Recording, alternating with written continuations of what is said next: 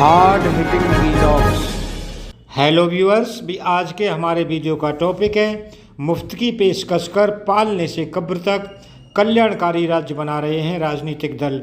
दोस्तों, भाजपा सांसद वरुण गांधी ने कहा कि राजनीतिक दलों ने हकदारी की मानसिकता को बढ़ावा दिया है और मुफ्त उपहार देकर पालने से कब्र तक कल्याणकारी राज्य बनाया है। गांधी, जो विभिन्न शासन मुद्दों के बारे में चिंता व्यक्त करते रहे हैं, ने कहा कि मुफ्त की पेशकश करके सार्वजनिक धन के व्यापक दुरुपयोग के बारे में बातचीत करने की आवश्यकता है। दोस्तों, इस तरह के वादे करना मतदाताओं का अपमान है, जबकि ऐसे कई वादे अधूरे या आंशिक रूप से छोड़ दिए जाते हैं। सभी राजनीतिक दल अब मुफ्त की पेशकश करते हैं और इसके माध्यम से एक पालने से कब्र तक कल्याणकारी राज्य बनाने के लिए एक पात्रता मानसिकता को प्रोत्साहित किया जाता है। दोस्तों, उन्होंने कहा कि हर योजना या घोषणा पत्र का वादा मुफ्त नहीं है। छात्रों के लिए स्कूलों में मुफ्त भोजन, जैसा कि मिड डे मील योजना के तहत पेश किया जाता है, को मुफ्त उपहार के रूप में क्लासीफाई नहीं किया जाना चाहिए। ये देखते हुए कि हमारे स्वास्थ्य में बेहतर बनाने में मदद करता है। उन्होंने आगे कहा कि मुफ्त उपहारों की इस मानसिकता को सुधारने के लिए कई रास्तों पर पहल की आवश्यकता होगी।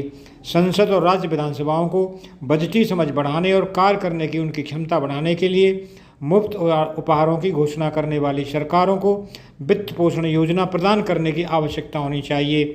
नीतियों को लिखने और बजटी संचालन में सहायता के लिए एक बजटी कार्यालय स्थापित किया जाना चाहिए।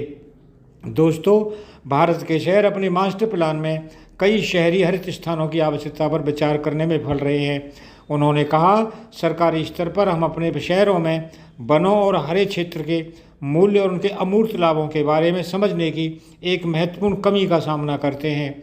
अपनी बात को पुष्ट करने के लिए उन्होंने मुंबई का एग्जाम्पल दिया और कहा कि 1964 और 1991 में शहर की विकास योजनाओं में 20 वर्षों की अवधि के लिए भूमि उपयोग की योजना बनाने की मांग की गई थी, लेकिन अनिवार्य रूप से हरित स्थानों के कमज़ोर पड़ने का परिणाम था और अब हर साल मुंबई की कुछ बेशकीमती अचल संपत्ति मानसून की बारिश की बाढ़ में डूब जाती है। दोस्तों, गांधी पिछले कुछ समय से कृषि कानूनों, बेरोजगारी और शासन से जुड़े अन्य मुद्दों जैसे विभिन्न मुद्दों पर अपनी पार्टी से स्वतंत्र रुख अपनाते रहे हैं। उन्होंने अब तक 4 पुस्तकें लिखी हैं, जिनमें उनकी नवीनतम पुस्तक इंडियन मेट्रोपोलिस है। दोस्तों, अगर आपको वीडियो पसंद आया हो तो चैनल को सब्सक्राइब करें, वीडियो को लाइक करें, ज़्यादा से ज़्यादा शेयर करें। आप लोगों का बहुत बहुत धन्यवाद। Thank you very much.